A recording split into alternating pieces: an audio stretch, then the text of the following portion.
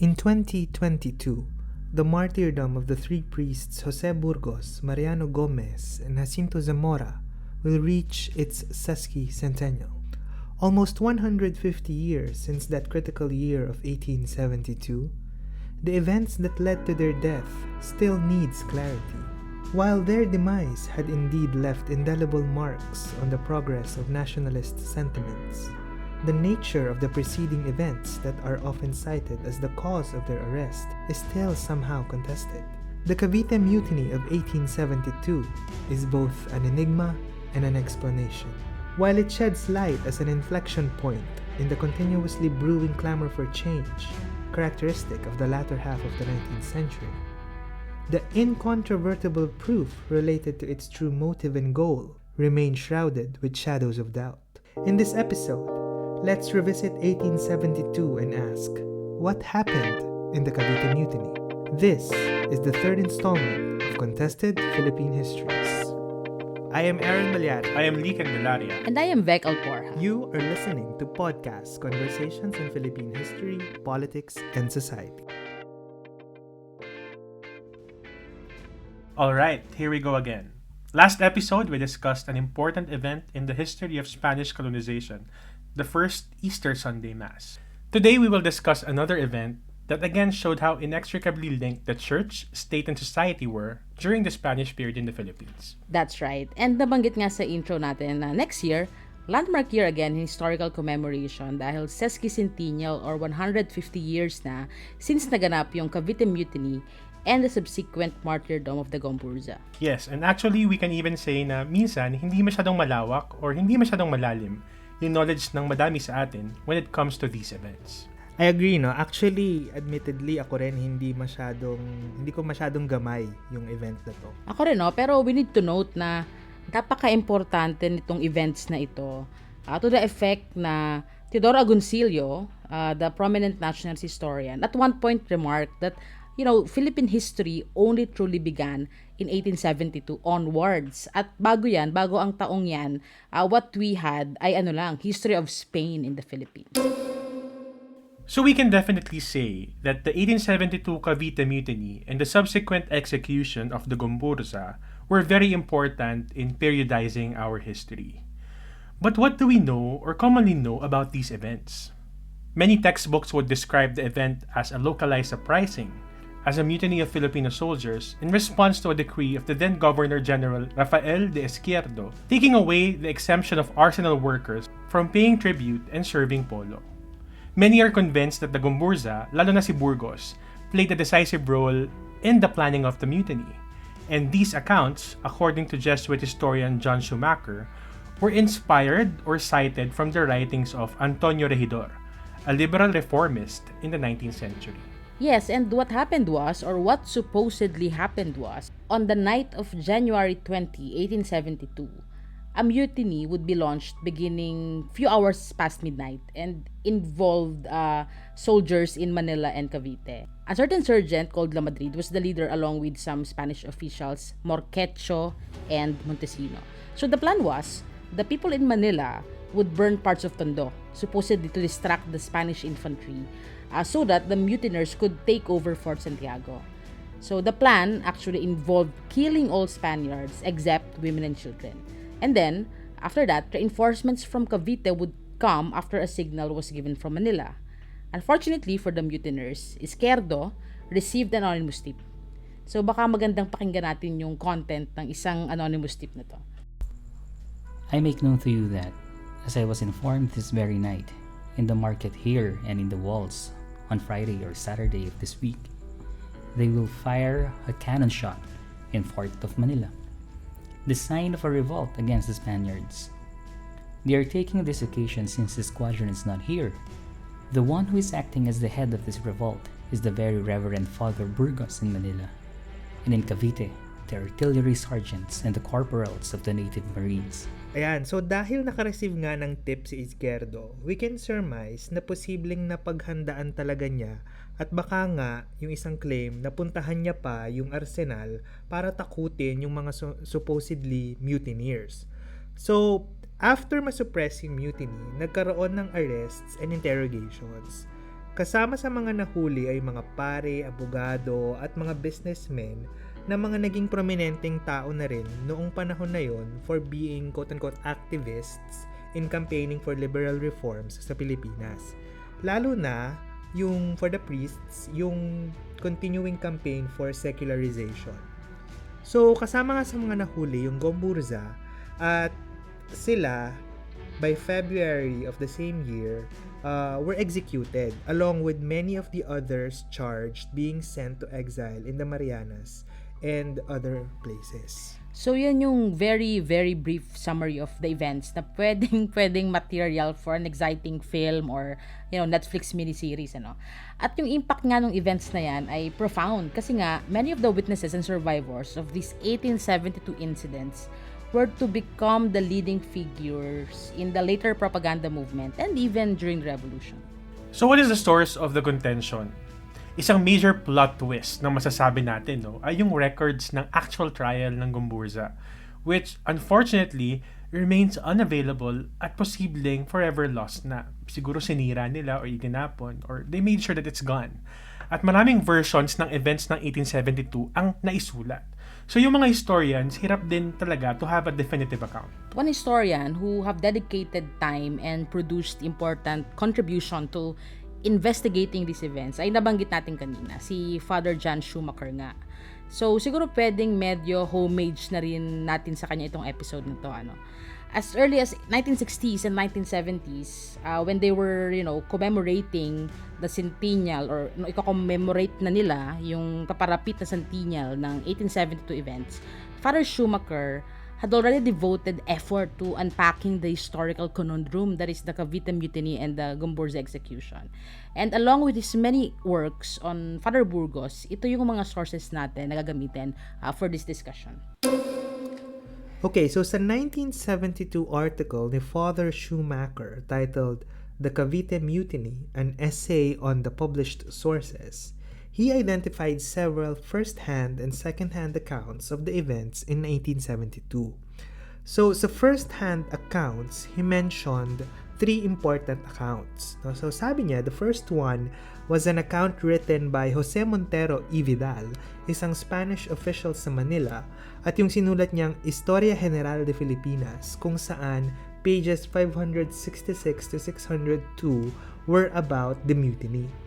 At ito yung posibleng matawag na, quote, official interpretation, kasi nga Spanish official si Montero, at ito ay na-publish noong 1895. At given the context ng publication niya 1895 na lumalakas na yung sentiments at naitatag na yung katipunan, it was really obvious according to Schumacher na it was very hostile to Filipino reformist aspirations. No? So the second account, according to Father Schumacher, was from the Frenchman named Edmond Plauchou dun sa kanyang series na L'Archipel des Philippines na na-publish sa French journal na Revue du Monde sa Paris noong 1877. So ito medyo mas malapit dun sa 1872 event. No? So ito yung minsan naman na nakikita na, quote, parang Filipino side of the story kasi itong account na to ni Plauchou ay nirepublish at nireproduce ng mga ilustrado sa La Solidaridad. No? So the third account na sinasabi ni Schumacher na mahalaga ay lumabas naman noong 1900 sa isang Madrid newspaper na Filipinas ante Europa na inedit ni Isabelo de los Reyes. No? So Schumacher asserts that the articles in this newspaper about the 1872 events were written by Antonio Regidor. No? Aside from these, may mga binanggit pa si Schumacher na published second-hand sources naman na supposedly based their recollection of the event on primary accounts. No? So, pero for the purposes of illustrating yung historical dilemma surrounding the events of 1872, magandang sampling na yung first-hand account na binanggit ni Schumacher kasi siya rin meron siyang mga interpretations and comments, no, kung paano natin i-appraise yung ganitong mga sources. Yes, at dito makikita natin kung nakinig kayo sa first season ng podcast about the nature of history, yung complexity ng historical methodology of source criticism. So sa appraisal ni Schumacher ng sources, he noted of course yung motivations ng authors at yung veracity ng kanilang mga claims. And he pointed out important comments. So, para doon sa account ni Montero, dun sa unang binanggit kanina, dahil nga siya ay isang Spanish official, medyo suspect na yung bias against the mutiny and the assertion na talagang may kinalaman ang GOMBURZA.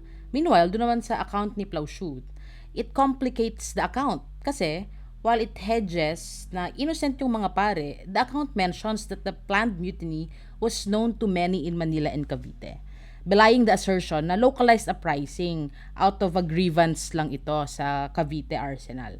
So sa execution din, Schumacher maintains that Plauchut could not have been an eyewitness and could have gotten his information from other sources. Plus, posibleng hindi siya din ganoon kalubog sa politics ng reform nung period na to.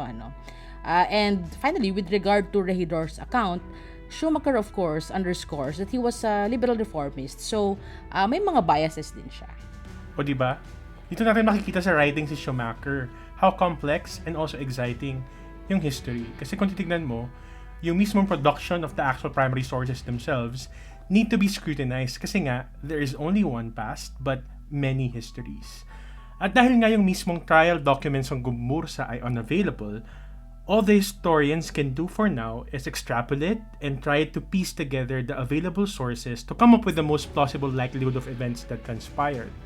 So given these sources na parang nag-mutate na rin across time as they were translated and quoted, how do we make sense of the 1872 events? That is the bone of contention, lalo na't almost 150 years na at baka mag-resurface na naman ang iba't ibang claims. Alright, so in 2011, Father Schumacher published another article that sought to settle the debates. So, kanina sinite natin, 'di ba, na yung exposition ni Father Schumacher noong 1972 na article niya, basically nililayout niya yung mga available sources at paano dapat natin maging critical dito sa mga sources na ito. Actually, dun sa article na yun, sinabi nga niya na wala pang definitive account. So, noong 2011, nirelease ni Father Schumacher yung article niya na may mapagtakdang title na, quote, The Cavite Mutiny Toward a Definitive History. So, dito sa article na to, Schumacher sought nga to settle the score, ika nga. At sa paper na ito, he made use of another important source, yung mismong account ni Governor General Rafael de Izquierdo. In light of the historiography of the 1872 events, paano natin makikita itong account na ito to definitively determine the events at sino ang mga instigators ng mutiny? And I think yung isang major assertion sa Izquierdo account is that the Cavite Mutiny was not an isolated event but really was a part of a bigger movement to really seize control of the colony from the Spaniards. So lalo na when appreciated in light of the charged debates noong period na yun about liberal reforms and secularization of churches, it made sense that huwag maliitin yung event, 'di ba? As Izquierdo saw it. Yung isa pang nabanggit dito, pwedeng yung cited reason na exemption ng arsenal workers from tribute and polo ay nakakontribute, pero hindi ito yung motivation talaga. Kasi yung decree announcing this was only published 20 days before the revolt, so hindi naman yata kayang mag-organize ng ganoong kalaking mutiny in 20 days. So Schumacher notes that it could be possible that the presentation of the events in Cavite as a localized event were accepted by many Filipino authors and sources during the 19th century, like Antonio Regidor, since napatapon nga sila dahil sa event. So kung lalabas na bigger event siya, lalo silang madidiin talaga. Correct, no? So, kaya nga yung isang malaking tanong ay sino kaya ang nagplano talaga? So, sa accounts ng interrogations at report ni Izquierdo, base dito sa mga documents na to, lumabas na ang pagpaplano ng mutiny actually happened as early as November or December 1871, and that there was a list of names on a document that called for the revolt, and this document supposedly came from a Caviteño named Francisco Zaldua.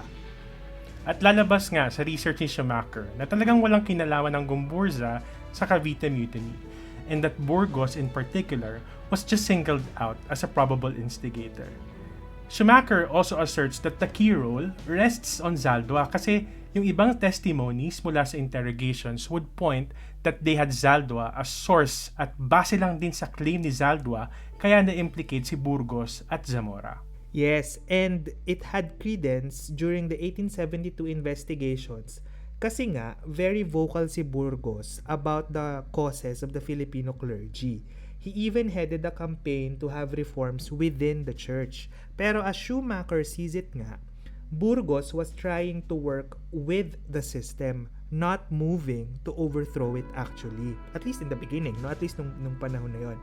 Pero kasi complex na context yung among the laymen. Kasi may mga businessmen and lawyers and ilustrados na may sizable campaigns na rin for reforms. So nakikita syempre ng Spain na may seeming concerted effort at possible collusions dun sa mga sectors na nananawagan ng pagbabago. So, in analyzing the events further, Schumacher is of the opinion talaga that it was Zaldua who was behind the planning along with three other men named Enrique Paraiso, Maximo Inocencio, and Crisanto de los Reyes.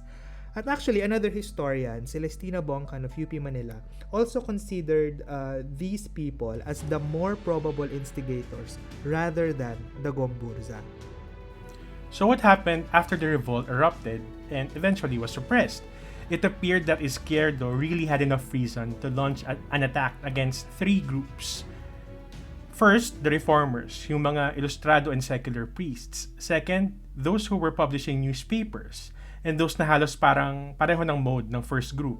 And third and final, yung mga lumitaw na instigator ng mutiny. However, sina Paraiso, De Los Reyes at Inocencio were not sentenced to death, but just exile.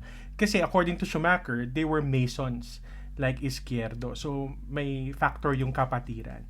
Kaya ang nabitay lang, kasi nga lumabas at tinuro sa mga account ni Zaldua, ay ang GOMBURZA. So given these interpretations, Schumacher summarized key aspects of the 1872 events, lifted off from his 2011 article. Una, the revolt in Cavite was not a mere mutiny.